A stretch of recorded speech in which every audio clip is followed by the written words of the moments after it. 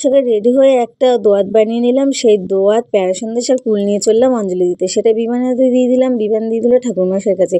আর এই যে আমাদের প্রতিমা, চারিদিকে সবাই বই, ব্যাগ সব কিছু দিয়ে দিয়েছে, হারমোনিয়াম, গিটার। আর কাকুও পূজায় বসে গিয়েছে, আর অঞ্জলি দেওয়ার জন্য সবাই আসছে। আর এই যে ছোট্ট ছোট্ট লাল হলুদ পরি সব ঘুরে বেড়াচ্ছে, এদের দেখলে আমরা আমাদের জন্য ছোটোবেলায় ফিরে যাই। তারপরে চললাম আমরা ঠাকুর দেখতে।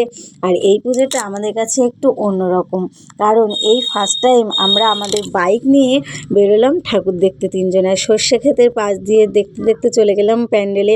আমরা দিনে দিনেই বেরিয়েছিলাম ঠাকুর দেখতে। অনেক প্যান্ডেল দেখে নিলাম, আর প্যান্ডেলের পাশে একটা সুন্দর মন্দির ছিল, সেখানে একটু বসে ফটো তুলে নিলাম। তারপরে চলে গেলাম আর একটা প্যান্ডেলে। অনেকগুলোই প্যান্ডেল দেখেছি, কিন্তু একটা ভিডিওতে তো অত প্যান্ডেল দেখানো সম্ভব না।